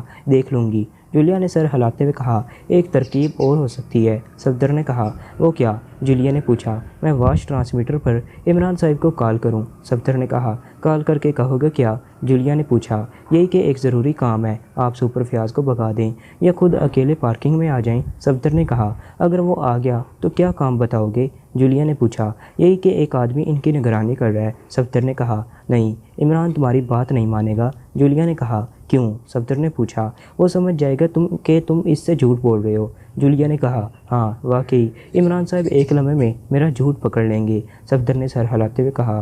میں تو کہتی ہوں کہ ہمیں سپر فیاض سے کوئی لینا دینا نہیں ہے، اگر وہ عمران کے ساتھ موجود ہے تو اس سے ہماری صحت پر کیا اثر پڑتا ہے؟ ہم جا کر اس سے ملتے ہیں اور پھر آج ہم اسی سے لنچ کریں گے، ہو سکتا ہے ہم دونوں کو دیکھ کر سپر فیاض یہاں سے چلا جائے اور پھر ہم اطمینان کے ساتھ عمران کے ساتھ لنچ کریں گے، جولیا نے کہا۔ مجھے یقین ہے کہ سپر فیاض اتنی آسانی سے جان نہیں چھوڑے گا، صفدر نے کہا۔ تو پھر کچھ دیر رک کر ہم انتظار کر لیتے ہیں، اگر سپر فیاض نے عمران کو نہ چھوڑا اور وہ اس سے چپکا رہا تو پھر ہم کسی طریقے سے عمران کو اس سے الگ کر لیں گے، جولیا نے کہا۔ اس کے لیے ہمیں نہ جانے کب تک یہاں رکنا پڑے گا، صفدر نے کہا۔ تو پھر تم یہاں انتظار کرو، میں اندر جاتی ہوں اور کسی بہانے سے عمران کو ہی باہر لے آتی ہوں، جولیا نے کہا اور کار سے اتر گئی۔ ٹھیک ہے، صفدر نے سر ہلا دیا اور جولیا تیز تیز قدموں سے برآمدے کی طرف بڑھنے چلی گئی۔ صفدر اسے اس وقت تک دیکھتا رہا جب تک کہ وہ حال میں داخل ہو کر نظروں سے اوجھل نہ ہو گئی۔ صفدر کار میں نیم دراز ہو کر بیٹھ گیا، ذہن میں عمران کا ہی خیال تھا کہ نہ جانے وہ کیا کر رہا ہوگا، سپر فیاض اسے گرفتار کر لینے کی دھمکیاں دے رہا ہوگا یا اس کی خوشامد کر کے کسی کیس میں مدد مانگ رہا ہوگا۔ وہ سوچتا رہا اور وقت تیزی سے گزرتا رہا۔ جولیا کو گئے 5 منٹ ہی گزرے ہوں گے، کس نے سپر فیاض کو باہر آتے دیکھا اور اسے دیکھ کر صفدر کے لبوں پر مسکراہٹ ابھر آئی۔ اس کی دانست میں جولیا نے کام کر دکھایا تھا اور سپر فیاض کو کسی بھی طرح صحیح بھگا دیا تھا۔ اس کے جاتے ہی دیکھتے سپر فیاض جیپ میں بیٹھا اور جیپ مڑ کر گیٹ کی جانب بڑھتی چلی گئی۔ شکر ہے یہ تو گیا، صفدر نے لمبا سانس لیتے ہوئے کہا، پھر وہ اٹھ کر بیٹھ گیا۔ اس کی دانست میں جولیا میں عمران کو ساتھ لانے ہی والی تھی، دوسری صورت میں ممکن تھا کہ وہ کسی ویٹر کو بھیج کر اسے اندر بلوا لیتی۔ کچھ دیر تک انتظار کرنے کے بعد وہ کار سے اترنا ہی چاہتا تھا کہ چونک پڑا۔ ہوٹل کی بائیں سمت سے ایک آدمی دوڑنے کے انداز میں آتا ہوا نظر آیا، وہ اسی طرف آ رہا تھا۔ صفدر کو اس آدمی کا انداز مشکوک لگا تھا۔ اس نے کار سے اترنے کی ارادہ ملتوی کر دیا اور آنے والے پر نظر جما دی۔ آنے والا صفدر کی کار سے کچھ فاصلے پر پارک ایک کار کے پاس رکا۔ پھر صفدر نے اسے چابی جیب سے نکال کر کار کا دروازہ کھول کر اندر بیٹھتے دیکھا۔ پھر وہ کار پارکنگ سے نکل کر گیٹ کی طرف بڑھتی رہی۔ چند گز گیٹ کی جانب بڑھنے کے بعد کار رکی، پھر ریورس میں چلتی ہوئی بائیں سے ہمت بڑھنے لگی۔ جیسے ہی وہ نظروں سے اوجھل ہوئی، صفدر کار سے اتر آیا اور کار لاک کر کے آگے بڑھنے لگا۔ اس کی چھٹی حص کسی خطرے کی نشاندہی کر رہی تھی۔ ابھی وہ پورچ تک بھی پہنچا نہیں تھا کہ وہی کار آتی نظر آئی۔ پھر وہ صفدر کے سامنے سے تیزی سے نکلتی ہوئی چلی گئی اور صفدر بری طرح سے اچھل پڑا۔ پھر وہ پلٹ کر تیزی سے واپس اپنی کار کی جانب دوڑا، کیونکہ اس نے اس کار کی عقبی نشست پر جولیا کو دیکھ لیا تھا۔ وہ شاید بے ہوش تھی اور ایک آدمی اسے سنبھالے عقبی سیٹ پر بیٹھا ہوا تھا۔ صفدر نے تیزی سے کار اسٹارٹ کی اور اسے سڑک پر لا کر اسی سمت دوڑانے لگا جس طرح وہ کار گئی تھی جس میں اسے جولیا نظر آئی تھی۔ وہ حیران تھا کہ جولیا کو اس طرح لے جانے والا کون لوگ ہیں اور انہوں نے جولیا کو کیوں اغوا کیا ہے۔ اس کے علاوہ ایک اہم سوال یہ بھی تھا کہ جولیا کو اغوا کس طرح سے کیا گیا ہے۔ اسے اغوا کرنا آسان تو نہ تھا۔ پھر وہ لوگ باعث ہمت سے جولیا کو کار میں ڈال کر لائے تھے۔ اس طرف ریڈ لائٹ ریسٹورنٹ کے واش روم تھے۔ گویا جولیا جیسے ہی واش روم میں پہنچی، ان لوگوں نے اسے بے بس کر کے بے ہوش کر ڈالا تھا۔ مگر یہی سوال ذہن میں ابھرا تھا کہ کیا ان لوگوں کو یقین تھا کہ جولیا ریڈ لائٹ ریسٹورنٹ آئے گی تو واش روم بھی ضرور جائے گی؟ بات سمجھ سے بالاتر تھی۔ اگر وہ گھنٹوں سے ریڈ لائٹ ریسٹورنٹ میں بیٹھے ہوئے ہوتے تو سوچا جا سکتا تھا کہ کسی نے جولیا کو دیکھ کر اس کے اغوا کا پروگرام بنا لیا ہو، مگر انہیں تو ریڈ لائٹ ریسٹورنٹ پہنچے نصف گھنٹہ بھی نہیں ہوا تھا کہ جولیا اغوا کر لی گئی۔ ان کا تعاقب بھی نہیں کیا گیا تھا۔ اس بات کا صفدر کو یقین تھا۔ ویسے بھی اگر کسی نے ان کا تعاقب کیا تھا تو وہ لوگ یہ نہیں ہو سکتے تھے جو جولیا کو لے کر جا رہے تھے، کیونکہ جس کار میں جولیا کو لے جایا جا رہا تھا وہ کار پہلے ہی پارکنگ میں موجود تھی اور ان کے ریڈ لائٹ ریسٹورنٹ پہنچنے کے بعد سوائے سپر فیاض کے اس نے کسی اور کو حال سے نکلتے نہیں دیکھا تھا۔ تو پھر یہ اغوا کا چکر کیسے چل پڑا؟ کہیں ایسا تو نہیں کہ کچھ غیر ملکی ایجنٹ سیکرٹ سروس کے ممبران کی طاق میں لگے ہوئے ہیں اور انہوں نے ریڈ لائٹ ریسٹورنٹ کو اپنی سرگرمیوں کا مرکز بنا لیا ہو، کیونکہ عمران سمیت سیکرٹ سروس کے ممبران ریڈ لائٹ ریسٹورنٹ میں ہی زیادہ اٹھتے بیٹھتے ہیں۔ صفدر سوچتا رہا اور کار فراٹے بھرتی رہی۔ ذہن میں آنے والے خیالات اسے الجھا رہے تھے۔ ذہن میں ہر لمحے ایک نیا سوال ابھر رہا تھا، مگر جواب ندرد۔ 10-12 منٹ کے سفر کے بعد وہ کار ایک پرائیویٹ ہسپتال کے احاطے میں داخل ہو گئی۔ صفدر نے بھی کار احاطے میں موڑ دی تھی۔ وہ لوگ مین گیٹ کی سیڑھیوں کے پاس کار روک کر اتر گئے، جبکہ صفدر نے ذرا دور دوسری کاروں کے پاس اپنی کار روک دی، مگر اترا نہیں تھا۔ ان دونوں میں سے ڈرائیونگ کرنے والا اندر چلا گیا تھا، لیکن اس کی واپسی فوراً ہوئی تھی۔ اس کے ساتھ ایک وارڈ بوائے تھا جو ٹرالی اسٹریچر ساتھ لایا تھا۔ ان دونوں نے جولیا کو کار سے نکال کر اسٹریچر پر ڈالا اور اندر کی جانب چلے گئے۔ صفدر نے سوچا کہ نہ جانے یہ لوگ کیا چکر چلا رہے ہیں، اس لیے اسے بھی فوراً ہی اندر چلے جانا چاہیے۔ چنانچہ وہ کار سے اترا اور اسے لاک کر کے اندر کی سمت لپکا۔ پھر وہ ہسپتال کی راہداریوں میں چکرانے لگا، مگر اسے جولیا یا ان دونوں میں سے کوئی بھی نظر نہیں آیا۔ وہ یوں غائب ہو چکے تھے جیسے گدھے کے سر سے سینگ۔ صفدر حیران تھا کہ وہ تینوں کہاں غائب ہو گئے۔ اسپتال سے نکلنے کا ایک ہی راستہ تھا اور وہ 2 بار آ کر دیکھ چکا تھا کہ ان لوگوں کی کار وہاں موجود تھی، مگر وہ لوگ کہاں تھے؟ اچانک اسے خیال آیا کہ کہیں وہ لوگ پرائیویٹ رومز والی راہداری میں تو نہیں چلے گئے تھے۔ وہ تیزی سے اسی طرف بڑھا، مگر لا حاصل۔ اس نے 15 منٹ میں پورا ہسپتال چھان مارا، مگر ان تینوں میں سے کسی کی جھلک بھی دوبارہ نظر نہیں آئی۔ وہ پھر باہر آیا اور حیرت سے ان کی کار کو گھورنے لگا، جو اب بھی اسی جگہ کھڑی ہوئی تھی جہاں وہ کار چھوڑ کر جولیا کو کار سے نکال کر اسپتال میں لے گئے تھے۔ یہ کیا ہو گیا؟ وہ لوگ اس طرح مس جولیا کو لے کر کہاں غائب ہو گئے ہیں؟ صفدر نے بڑبڑاتے ہوئے کہا۔ جولیا کے اس طرح غائب ہونے پر وہ پریشان ہو گیا تھا اور وہ پارکنگ میں کھڑا اس طرح ادھر ادھر دیکھ رہا تھا جیسے جولیا بھی کسی طرف سے نکل کر اس کے پاس آ جائے گی۔ جولیا کو واش روم میں گئے ہوئے جب 10 منٹ سے زیادہ ہو گئے اور اس کی واپسی نہ ہوئی تو عمران قدرے پریشان ہو گیا۔ بار بار اس طرف دیکھ رہا تھا جس طرف اس نے جولیا کو جاتے ہوئے دیکھا تھا۔ جولیا کو اب تک واپس آ جانا چاہیے تھا۔ اس نے چند منٹ مزید انتظار کیا، لیکن جب 10 منٹ اور گزر گئے اور جولیا واپس نہ آئی تو عمران کے چہرے پر قدرے تشویش کے تاثرات نمودار ہو گئے۔ کیا مطلب؟ جولیا واش روم جا کر واپسی کا راستہ بھول گئی ہے یا اس واش روم کا اندر سے لاک جام ہو گیا ہے جو وہ باہر آنے کا نام ہی نہیں لے رہی؟ عمران نے حیرت بھرے لہجے میں کہا اور پھر وہ جولیا کا ہینڈ بیگ سنبھال کر اٹھا اور واش روم کی جانب بڑھنے لگا۔ اس نے ایک ایک واش روم دیکھ لیا مگر اسے جولیا کہیں نہیں ملی۔ لگتا ہے میں نے خواب میں جولیا کو اپنے پاس آتے دیکھا تھا، وہ یہاں آئی ہی نہیں تھی، عمران نے بڑبڑاتے ہوئے کہا، لیکن اپنے ہاتھ میں جولیا کا ہینڈ بیگ دیکھ کر اس نے بے اختیار ہونٹ پینچ لیے۔ اگر جولیا خواب میں یہاں آئی تھی تو پھر وہ اپنا ہینڈ بیگ میرے پاس کیسے چھوڑ گئی؟ عمران نے سوچا۔ پھر اس نے واش روم کے حال کا جائزہ لینا شروع کیا۔ اس کا جائزہ لینا کارآمد رہا تھا۔ ایک واش روم میں اسے جولیا کا سینڈل پڑا نظر آیا۔ اس نے اسے فوراً اس سینڈل کو اٹھا لیا اور حیرت سے ارد گرد دیکھا۔ واش روم میں عجیب سی بو پھیلی ہوئی تھی۔ اس بو کو محسوس کرتے ہی عمران چونک پڑا۔ وہ مخصوص بو پہچانتا تھا۔ یہ بے ہوش کرنے والی خاص بو تھی جس کے اثرات نہ ہونے کے برابر رہ گئے تھے، لیکن واش روم میں بو اب بھی موجود تھی۔ لگتا ہے جولیا سینڈل یہاں اتار کر کھڑکی کے راستے مرٹر کشت کرنے نکل گئی ہے، عمران نے بڑبڑاتے ہوئے کہا، اور پھر وہ غور سے واش روم کا جائزہ لینے لگا، لیکن اسے وہاں کوئی اور نشان نہ ملا۔ وہ بھی کھڑکی کے پاس آیا اور اسے غور سے دیکھنے لگا۔ کھڑکی کی چوکھٹ پر گرد کی تہہ جمی ہوئی تھی جو اس طرح صاف ہوئی نظر آئی تھی جیسے کوئی اس پر رگڑ کھاتا ہوا دوسری جانب کودا ہو۔ عمران نے سینڈل پرس میں رکھا، پھر چوکھٹ پر چڑھ کر احتیاط سے دوسری جانب اتر گیا۔ دوسری جانب اتر کر اس نے زمین کا جائزہ لینا شروع کر دیا۔ کچی زمین پر 2 مردانہ شوز اور ایک زنانہ سینڈل کا نشان تھا۔ سینڈل کا صرف ایک پیر کا نشان تھا، پھر ایک مردانہ نشان آگے برآمدے کی جانب چلا گیا تھا۔ عمران نے آس پاس کی جگہ کا جائزہ لیا اور چونک پڑا۔ مردانہ جوتوں کے نشانات کے پاس ایک کار کے ٹائروں کے نشانات ایسے تھے جیسے کار وہاں تک آئی ہو اور وہیں سے واپس لوٹ گئی ہو۔ عمران ایک طویل سانس لے کر رہ گیا۔ اس کے چہرے پر تفکر کی پرچھائیاں لہرانے لگی تھیں۔ ان نشانات کو دیکھ کر صاف لگ رہا تھا کہ جولیا کو اغوا کیا گیا ہے اور اغوا کرنے والے جولیا کو کار میں ڈال کر وہاں سے لے گئے تھے۔ وہ آگے بڑھنے لگا، پھر گیٹ پر کھڑے چوکیدار کی جانب بڑھا۔ چوکیدار اسے پہچانتا تھا۔ صاحب آپ؟ چوکیدار نے اسے دیکھتے ہی کہا۔ ہاں، عمران نے سر ہلا کر کہا۔ کیا میں پارکنگ سے آپ کی کار نکال لاؤں؟ چوکیدار نے پوچھا۔ نہیں، عمران نے انکار میں سر ہلایا۔ پھر صاحب؟ چوکیدار نے پوچھا۔ ابھی کچھ دیر قبل کوئی کار اس طرف گئی تھی؟ عمران نے واش روم کے عقبی حصے کی جانب اشارہ کرتے ہوئے پوچھا۔ جی صاحب، گئی تھی، چوکیدار نے کہا۔ اس میں کون لوگ تھے؟ عمران نے پوچھا۔ پتہ نہیں صاحب، وہ کون تھے، میں انہیں نہیں جانتا، چوکیدار نے جواب دیتے ہوئے کہا۔ یہ بتا سکتے ہو کہ کار میں کتنے افراد تھے؟ عمران نے اس کی طرف غور سے دیکھتے ہوئے پوچھا۔ جی ہاں، کار میں 2 مرد تھے اور ایک عورت بھی تھی، چوکیدار نے جواب دیا۔ وہ تینوں کس پوزیشن میں بیٹھے ہوئے تھے؟ عمران نے پوچھا۔ ان میں ایک آدمی کار چلا رہا تھا اور دوسرا آدمی عقبی سیٹ پر ایک عورت کو سنبھال کر بیٹھا ہوا تھا، چوکیدار نے کہا۔ سنبھالے ہوئے سے تمہاری کیا مراد ہے؟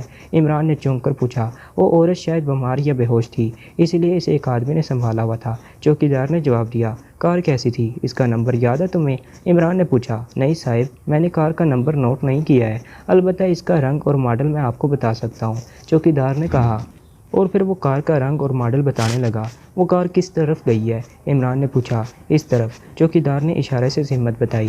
پھر عمران کریت کریت کر چوکیدار سے سوال کرتا رہا مگر وہ مزید کچھ نہیں بتا سکا تھا۔ عمران نے اس کا شکریہ ادا کیا اور پارکنگ کی طرف بڑھ گیا۔ 1 منٹ صاحب، اچانک چوکیدار نے کہا تو عمران رک گیا اور پلٹ کر اس کی طرف دیکھنے لگا۔ کیا تمہیں کچھ یاد آ گیا ہے؟ عمران نے اس سے پوچھا۔ اس کار کے جانے کے 1-2 لمحوں بعد ایک اور کار پارکنگ لاٹ سے نکل کر اسی سمت گئی تھی جس طرف ان لوگوں کی کار گئی تھی، چوکیدار نے بتایا۔ اس میں کتنے آدمی تھے؟ عمران نے پوچھا۔ صرف ایک ہی آدمی تھا صاحب، دوسری کار میں، چوکیدار نے کہا۔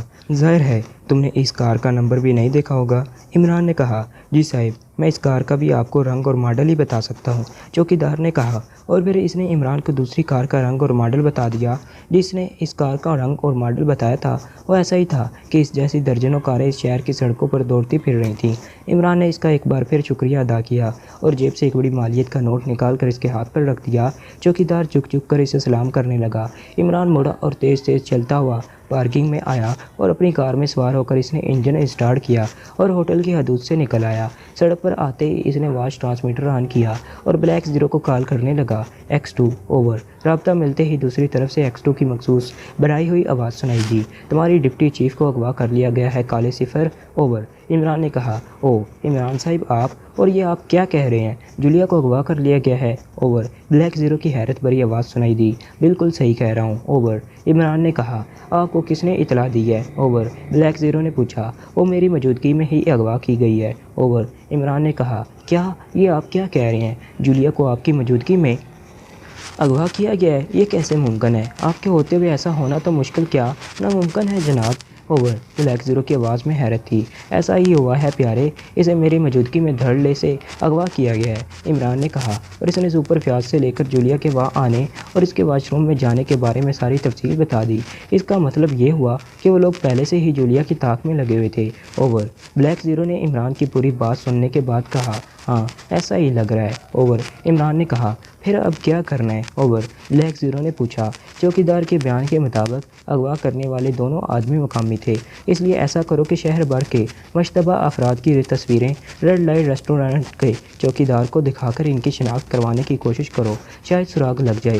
اوور عمران نے کہا، میں ابھی صفدر یا کیپٹن شکیل میں سے کسی کو روانہ کرتا ہوں۔ اوور بلیک زیرو نے کہا، نہیں یہ کام تم خود کرو۔ اوور عمران نے کہا، جو حکم جناب۔ آپ اس وقت کہاں سے بول رہے ہیں؟ اوور بلیک زیرو نے کہا، اپنے منہ سے ہی بول رہا ہوں، میں ریڈ لائٹ ریسٹورنٹ سے ابھی روانہ ہوا ہوں اور دانش منزل سے ہی آ رہا ہوں۔ اوور عمران نے کہا، اوہ ٹھیک ہے، آپ کہیں تو میں آپ کا انتظار کروں یا ابھی روانہ ہو جاؤ؟ اوور بلیک زیرو نے پوچھا، نہیں تم رہنے دو، اس کام کے لیے ٹائیگر زیادہ مناسب رہے گا، وہ یہاں آ کر مزید معلومات بھی لے سکتا ہے۔ اوور عمران نے کہا، ٹھیک ہے جیسے آپ کی مرضی۔ اوور بلیک زیرو نے کہا، تو عمران نے اسے چند مزید ہدایات دیں اور پھر اس نے رابطہ منقطع کر کے وائس ٹرانسمیٹر آف کر دیا۔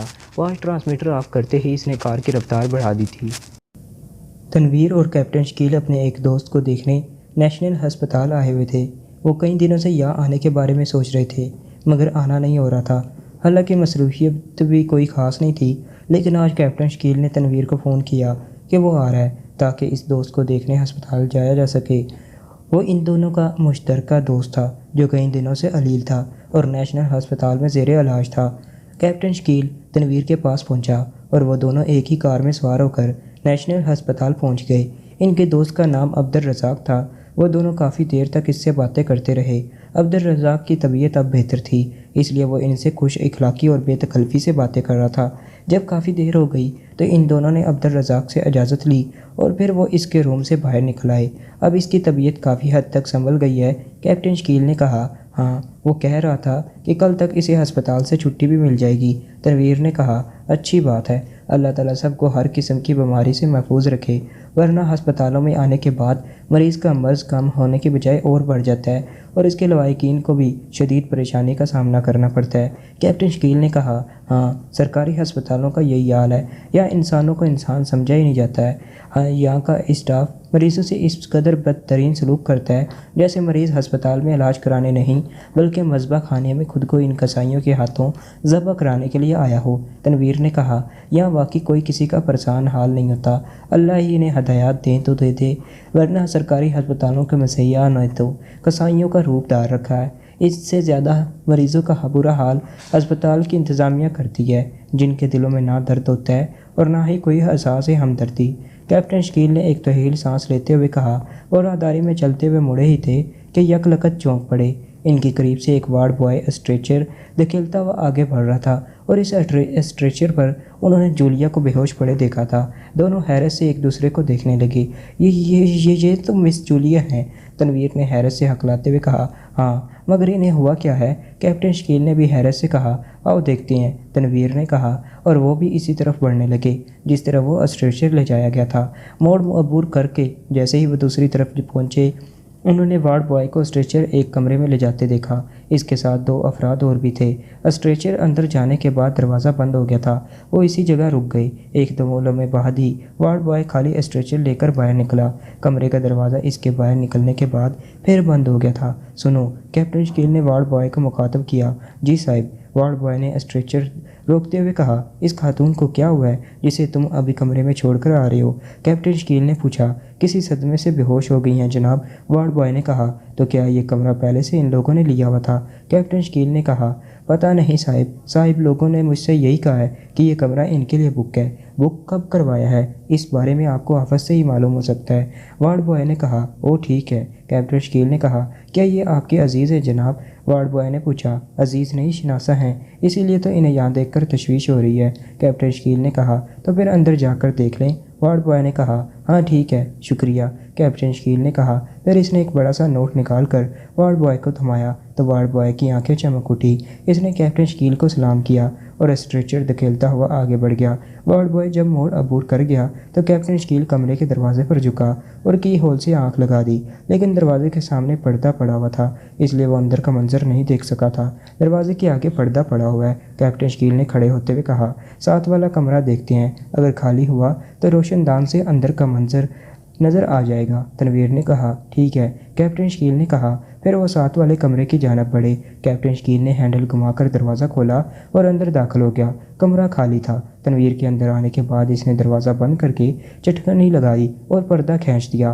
پھر وہ اس دیوار کی جانب بڑھے جس میں روشن دان نظر آ رہا تھا۔ تنویر اور کیپٹن شکیل نے مل کر بیڈ دیوار سے لگا کر اس پر کرسی رکھی اور اوپر چڑھ کر روشن دان سے دوسرے کمرے کا جائزہ لینے لگے۔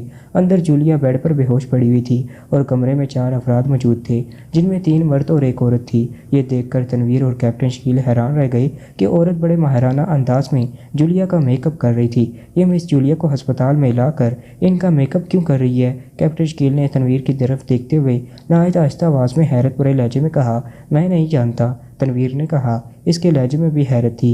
عورت نے چند ہی لمحوں میں میک اپ کر کے جولیا کا چہرہ بدل دیا تھا۔ اب تم دونوں اسے لے جاؤ، جولیا کے ساتھ آنے والے ایک آدمی نے کہا۔ کیوں، کیا تم اور سہراب ساتھ نہیں چلو گے؟ دوسرے آدمی نے کہا۔ نہیں، صرف جیکر، تم اور ارشی جولیا کو لے کر یہاں سے روانہ ہوگے، میں اور سہراب بعد میں آئیں گے، جولیا کے ساتھ آنے والے نے کہا۔ مگر جیکر نے کچھ کہنا چاہا تھا۔ جو کہہ رہا ہوں وہ کرو، اس آدمی نے گھرا کر کہا۔ ٹھیک ہے، میں ارشی کے ساتھ اسے لے جاؤں گا، لیکن تم دونوں ہمارے ساتھ کیوں نہیں چل رہے؟ اس آدمی نے کہا۔ کیا تمہاری موٹی عقل میں یہ بات نہیں آتی کہ میں کیا کہہ رہا ہوں؟ دوسرے آدمی نے غصیلے لہجے میں کہا۔ ہاں، نہیں آ رہی، تم ہی بتا دو، اس آدمی نے کہا۔ نون سینس، ہم تمہارے پیچھے آئیں گے تاکہ اگر تمہارا تعاقب کیا جائے تو ہم تعاقب کرنے والوں کو کور کر سکیں۔ اب آئی بات عقل میں، اس نے کہا۔ اوہ ٹھیک ہے، میں سمجھ گیا۔ دوسرے آدمی نے کہا۔ تعاقب کرنے والا ہسپتال میں ہمیں اور جولیا کو تلاش کرتا رہ جائے گا اور تم اسے لے کر نکل جاؤ گے، پہلے آدمی نے کہا۔ ٹھیک ہے، میں سمجھ گیا ہوں، دوسرے آدمی نے اس بات میں سر ہلاتے ہوئے کہا۔ میں وارڈ بوائے کو بلا کر لاتا ہوں، اس نے کہا۔ نہیں، وارڈ بوائے کی بجائے اگر تم کوئی اسٹریچر خود لے آؤ تو زیادہ اچھا رہے گا، پہلے آدمی نے کہا۔ ٹھیک ہے، دوسرے نے کہا اور کمرے سے نکلتا چلا گیا۔ رستم، اگر راستے میں ہمیں کسی نے اس لڑکی کو لے جانے سے روکنے کی کوشش کی تو؟ دوسرے آدمی نے کہا۔ اس کا انتظام ارشی نے کر رکھا ہے۔ کیوں ارشی؟ رستم نے لڑکی کی طرف دیکھتے ہوئے کہا۔ ہاں، میں کل سے یہاں داخل تھی اور اب رستم کی کال ملتے ہی میں نے بل بنوا کر ادائیگی کر دی ہے، اس لیے کوئی بھی ہمیں نہیں روکے گا، ارشی نے کہا۔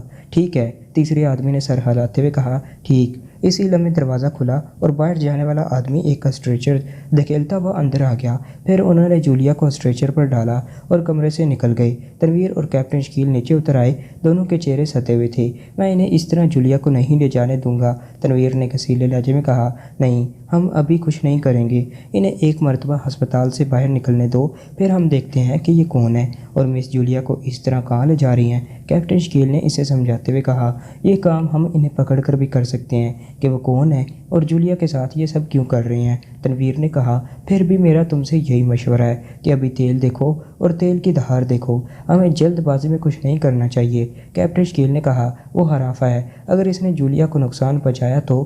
تنویر نے غصیلے لہجے میں کہا۔ نہیں، ان کا مقصد میک اپ مس جولیا کو نقصان پہنچانے کا ہوتا تو وہ اسے یہاں لا کر اس کا میک اپ نہ کرتے۔ اور تم نے کیا کہا، وہ ہرافہ ہے؟ اس کا مطلب ہے کہ تم اس لڑکی کو جانتے ہو جس نے مس جولیا کو میک اپ کیا تھا، کیپٹن شکیل نے چونک کر کہا۔ ہاں، یہ لڑکی ارشی ہے اور گرین کلب کی مالک رچرڈ کی گرل فرینڈ ہے، متعدد بار اسے وہاں دیکھ چکا ہوں، تنویر نے کہا۔ نہ جانے یہ کیا چکر چل نکلا ہے، کیپٹن شکیل نے کہا۔ وہ دونوں تیزی سے کمرے کے دروازے کی طرف لپکے اور پھر کمرے کا دروازہ کھول کر باہر آ گئے۔ جولیا کا میک اپ کرنے والے چاروں افراد اسٹریچر دھکیلتے ہوئے ایک راہداری کی طرف بڑھے جا رہے تھے۔ تنویر اور کیپٹن شکیل ان کے پیچھے ہو لیے۔ وہ لوگ استقبالیہ کاؤنٹر تک پہنچ کر رک گئے اور پھر لڑکی اور ایک آدمی کاؤنٹر پر موجود لڑکی سے بات کرنے لگے۔ انہوں نے لڑکی کو پیمنٹ کی اور پھر وہ اسٹریچر دھکیلتے ہوئے ہسپتال کے بیرونی دروازے کی طرف بڑھنے لگے۔ ان میں سے 2 افراد سائیڈ کی راہداری کی طرف مڑ گئے تھے۔ ارشی نامی لڑکی اور اس کے ساتھ ایک نوجوان اسٹریچر لے کر باہر آئے اور انہوں نے اسٹریچر برآمدے میں روک لیا اور پھر نوجوان تیز تیز چلتا ہوا آگے بڑھتا چلا گیا थोड़ी ही देर में वहाँ एक एम्बुलेंस आकर रुक गई। एम्बुलेंस में ड्राइवर के साथ वही आदमी बैठा हुआ था जो लड़की के साथ स्ट्रेचर धकेलता हुआ बाहर लाया था। बरामदे के पास आते नौजवान एम्बुलेंस से उतरा और फिर इसने 2 वार्ड बॉयज़ को बुलाकर स्ट्रेचर उठाया और इसे एम्बुलेंस के अकबी हिस्से में रखवा दिया। लड़की जूलिया के साथ एम्बुलेंस में अकबी हिस्से में बैठ गई, जबकि नौजवान एक बार फिर ड्राइवर की साइड सीट पर आकर बैठ गया था। इसके बैठते ही एम्बुलेंस तेज़ी से मुड़कर अस्पताल के मरकज़ी दरवाजे की तरफ बढ़ती चली गई। आओ जल्दी करो, कैप्टन शकील ने तेज़ लहजे में कहा और तेज़ी से पार्किंग की तरफ दौड़ता चला गया। तनवीर भी इसके पीछे भागने लगा। पार्किंग में आते ही वह दोनों अपनी कार की तरफ चढ़े और फिर कैप्टन शकील ने कार की ड्राइविंग सीट संभाली। तनवीर फ़ौरन साइड सीट पर बैठ गया। दूसरे लम्हे कार तेज़ी से पार्किंग से निकलती चली गई। इन दोनों का क्या करना है जो इनसे अलग हुए थे? तनवीर ने पूछा। फ़िलहाल हमारे लिए यही बेहतर था कि एम्बुलेंस का ताक़ब करके ये देखें कि वो कहाँ जा रही हैं। कैप्टन शकील ने कहा, मेरा ख्याल है ये ग्रीन क्लब ही जाएंगे। तनवीर ने कहा, दिन का वक्त है, क्लब में बहुत से अफराद होंगे, इनके दरमियान से मिस जूलिया को उठाकर ले जाना इन्हें मशकूक कर देगा, इसलिए हो सकता है कि ये ग्रीन क्लब की बजाय मिस जूलिया को किसी और तरफ ले जा रही हूँ। कैप्टन शकील ने कहा। इसने कार सड़क पर लाकर इस तरफ मोड़ ली थी जिस तरफ एम्बुलेंस गई थी। तेज़ रफ्तारी से ड्राइव करता हुआ कैप्टन शकील कार एम्बुलेंस के पीछे ले आया और फिर वो नायत मतात अंदाज में एम्बुलेंस का ताक़ब करने लगा। ग्रीन क्लब के अकम में एक और इमारत है, वो इमारत भी ग्रीन क्लब की ही मलकियत है। हो सकता है ये मिस जूलिया को वहीं ले जा रहे हों। तनवीर ने होंठ चबाते हुए कहा, जो भी है सामने आ जाएगा। कैप्टन शकील ने कहा, मगर ये क्या चक्कर शुरू हो गया है? तनवीर ने कहा, मैं खुद भी हैरान हूँ। सबसे ज़्यादा हैरत मुझे मिस जूलिया के अगवा होने पर है। मिस जूलिया इतनी आसानी से इनाम से बदमाशों के हत्थे कैसे चढ़ गई? कैप्टन शकील ने हैरत भरे लहजे में कहा, हाँ ये वाकई हैरान कुन बात है। जूलिया के सामने ऐसे 10 से 10 बदमाश भी आ जाएं तो इन्हें किसी खातर में नहीं लाती। फिर उन्होंने जूलिया को बेहोश कैसे कर लिया? तनवीर ने भी हैरत का इज़हार करते हुए कहा, शक्ल सूरत से ये मकामी बदमाश मालूम हो रहे हैं। आखिर इनका मिस जूलिया को अगवा करने का मकसद क्या हो सकता है? कैप्टन शकील ने कहा, इस बात का जवाब तो यही दे सकते हैं जो जूलिया को अगवा करके ले जा रही हैं। तनवीर ने होंठ खींचते हुए कहा, मुझे तो सबसे ज़्यादा हैरत इस बात पर हो रही है कि ये लोग मिस जूलिया का मेकअप करने के लिए अस्पताल क्यों लाए थे? क्या इनके पास कोई ऐसा कोई ठिकाना नहीं था कि ये मिस जूलिया को डायरेक्ट वहाँ ले जाते? कैप्टन शकील ने कहा, तुम ठीक कह रहे हो, मुझे तो ये अजीब व गरीब और इंतहाई पुरसरार चक्कर मालूम हो रहा है। तनवीर ने कहा, क्या हमें मिस चीफ को मिस जूलिया के अगवा होने की खबर दे देनी चाहिए? कैप्टन शकील ने कहा, नहीं अभी नहीं, पहले हम ये तो देख लें कि आखिर ये जूलिया को लेकर कहाँ जा रहे हैं और फिर ये भी मालूम करना है कि उन्होंने जूलिया को अगवा क्यों किया है। तनवीर ने कहा तो कैप्टन शकील ने इस बात में सर हिला दिया। हो सकता है कि असल मुजरम मकामी ना हो, गैर मुल्की हो और उन्होंने मिस जूलिया को अगवा करने के लिए मकामी अफराद का मेकअप किया हो। कैप्टन शकील ने कुछ देर खामोश रहने के बाद कहा, हो सकता है कि तुम्हारा ख्याल दुरुस्त हो, क्योंकि मैंने इनके चेहरे गौर से नहीं देखे थे। अगर देख लेता तो शायद पता चल जाता कि ये मेकअप में हैं या नहीं। तनवीर ने कहा, यह भी तो मुमकिन है कि ये मकामी अफराद का ही गिरोह हो और उन्होंने किसी गैर मुल्की एजेंट या एजेंटों के कहने पर मिस जूलिया को अगवा किया हो। कैप्टन शकील ने कहा, बिल्कुल ठीक, यह नामुमकिन नहीं है कि किसी गैर मुल्की एजेंट ही कही इशारे पर उन्होंने मिस जूलिया को अगवा किया हो। तनवीर ने कहा, इनकी कार एम्बुलेंस से काफ़ी फासले पर थी। थोड़ी देर बाद एम्बुलेंस एक चौराहे पर आकर जब दूसरी सड़क पर मुड़ी तो तनवीर बेइख्तियार चौंक पड़ा। क्या हुआ? कैप्टन शकील ने पूछा। ये ग्रीन क्लब नहीं जा रहे हैं। ग्रीन क्लब के लिए इन्हें इधर नहीं मुड़ना चाहिए था। तनवीर ने कहा, ओ तो फिर ये कहाँ जा रहे हैं? कैप्टन शकील ने हैरत भरे लहजे में कहा, कहीं ऐसा तो नहीं कि इन लोगों ने ताक़ब चेक कर लिया हो? तनवीर ने कहा, नहीं, दर्जनों कारों की मौजूदगी में ताक़ब चेक करना मुमकिन नहीं है और फिर मैं इंतहाई एहतियात से इनके पीछे जा रहा हूँ, इसलिए मुझे यकीन है कि इन्हें अपने ताक़ब का इल्म नहीं हुआ होगा। कैप्टन शकील ने इनकार में सर हिलाते हुए कहा, फिर तो ये बात यकीनी है कि ये कहीं और ही जा रहे हैं। तनवीर ने होंठ खींचते हुए कहा, लेकिन कहाँ? कैप्टन शकील ने कहा। कुछ देर बाद वो कार एक नई और जदीद कॉलोनी में दाखिल हुई और फिर वह जिस इमारत के सामने रुकी इसे देखकर तनवीर ही नहीं कैप्टन शकील भी चौंक पड़ा था। King laws. तनवीर ने कहा, हाँ ये किंग लॉज ही है। मगर? कैप्टन शकील ने कहा, मगर क्या? तनवीर ने पूछा। ये इमारत एक सफारत खाने की मलकियत है। कैप्टन शकील ने बताया। तुम्हें अच्छी तरह मालूम है? तनवीर ने पूछा। हाँ। कैप्टन शकील ने इस बात में सिर हिलाया। तो वो अंदर गए। तनवीर ने कहा। कैप्टन शकील भी किंग लॉज ही की जानब देख रहा था जिसका गेट खुल गया था اور وہ کار جس میں جولیا بے ہوش تھی کنگ لاج کے اندر داخل ہو گئی تھی۔ اب کیا کریں؟ تنویر نے پوچھا۔ تم 1 منٹ رکو، میں آتا ہوں، کیپٹن شکیل نے کہا اور کار سے اتر کر عمارت کی جانب بڑھتا چلا گیا۔ اس کی واپسی چند لمحے بعد ہی ہو گئی تھی کیونکہ اس نے کنگ لاج کے برابر والی عمارت کے احاطے کی دیوار سے اندر جا کر دیکھا تھا اور وہیں سے واپس آ گیا تھا۔ کیا ہوا؟ کہاں گئے تھے تم؟ تنویر نے پوچھا۔ میں دوسری عمارت سے کنگ لاج دیکھنے گیا تھا، وہ لوگ مس جولیا کو عمارت کے اندر لے گئے ہیں، کیپٹن شکیل نے کہا۔ مس جولیا کو ہوش آ گیا تھا یا نہیں؟ تنویر نے پوچھا۔ نہیں، وہ بے ہوش ہی تھیں، اسے 2 عورتیں اٹھا کر عمارت میں لے گئی ہیں، کیپٹن شکیل نے بتایا۔ پھر اب کیا کرنا ہے؟ تنویر نے پوچھا۔ تم بتاؤ، تم کیا کہتے ہو؟ کیپٹن شکیل نے کہا۔ ہمیں اندر جا کر مس جولیا کو ان سے بچانا چاہیے، نہ جانے وہ مس جولیا کے ساتھ کیسا سلوک کرنا چاہتے ہیں، تنویر نے ہونٹ چباتے ہوئے کہا۔ نہیں، ہمیں اندر داخل ہونے کی ضرورت نہیں، فی الحال نگرانی کرنا ہی مناسب ہے تاکہ اگر یہ لوگ مس جولیا کو کہیں اور منتقل کریں تو وہ جگہ ہمارے علم میں رہے۔ دیکھنا یہ ہے کہ آخر ان کا مس جولیا کو اس طرح اغوا کرنے کا مقصد کیا ہے۔ یہ مس جولیا کو جس سفارتکار کی عمارت میں لائے ہیں، اسے دیکھ کر یہ لگ رہا ہے کہ جیسے مس جولیا کو اغوا کرنے میں وہ خود بھی ملوث ہو۔ اگر ہم نے مس جولیا کو ان لوگوں سے چھڑا لیا تو سفارتکار اس بات کو جھٹلا دے گا کہ اس کے کہنے پر مس جولیا کو اغوا کیا گیا ہے۔ ہمیں اس وقت تک یہاں رکنا ہوگا جب تک وہ سفارتکار یہاں پہنچ نہیں جاتا۔ میں اسے رنگے ہاتھوں پکڑنا چاہتا ہوں تاکہ اس سے مس جولیا کے اغوا کا مقصد پوچھا جا سکے، کیپٹن شکیل نے کہا۔ اگر انہوں نے مس جولیا کو نقصان پہنچایا تو؟ تنویر نے کہا۔ تم فکر مت کرو، ہم مسلسل مس جولیا کی نگرانی کریں گے۔ اگر انہوں نے مس جولیا کو نقصان پہنچانے کی کوشش کی تو پھر ہم موت بن کر ان پر جھپٹ پڑیں گے اور ان میں سے کسی ایک کو بھی زندہ نہیں چھوڑیں گے، کیپٹن شکیل نے کہا۔ تو تنویر نے ایک طویل سانس لے کر اس بات میں سر ہلا دیا۔ کیا ہمیں مس جولیا کے اغوا کے بارے میں چیف کو بتا دینا چاہیے؟ تنویر نے چند لمحے سوچنے کے بعد کہا۔ ہاں، یہ بہت ضروری ہے، چیف سے بات کر کے ہم ان کے احکامات پر عمل کریں گے۔ اگر انہوں نے کہا کہ ہمیں مس جولیا کو یہاں سے نکالنا ہے تو پھر ہم چیف کے احکامات پر فوری طور پر عمل کریں گے، کیپٹن شکیل نے کہا۔ تو تنویر نے اس بات میں سر ہلا دیا اور کیپٹن شکیل واش ٹرانسمیٹر پر چیف سے رابطہ کرنے لگا۔ تو دوستو، اس کے ساتھ ہی ناول کا پہلا حصہ یہیں ختم ہوتا ہے، لیکن دوستو ٹھہریے، آخر یہ کون لوگ تھے جنہوں نے مس جولیا کو اغوا کیا تھا اور ان کا مقصد کیا تھا؟ اور مجرم پوری پاکشیا سیکرٹ سروس کی ٹیم کے ممبران کے سامنے سے مس جولیا کو اغوا کر رہے تھے اور پاکشیا سیکرٹ سروس کچھ نہ کر سکی۔ آخر کیوں؟ دیکھیے اس ناول کا دوسرا حصہ جو ایک مختلف انداز میں موڑ لے گا، صرف اور صرف اردو صفحہ چینل پر۔ اس کے لیے چینل کو سبسکرائب کر لیں اور بیل کو ضرور پریس کر دیں۔ شکریہ اینڈ اللہ حافظ۔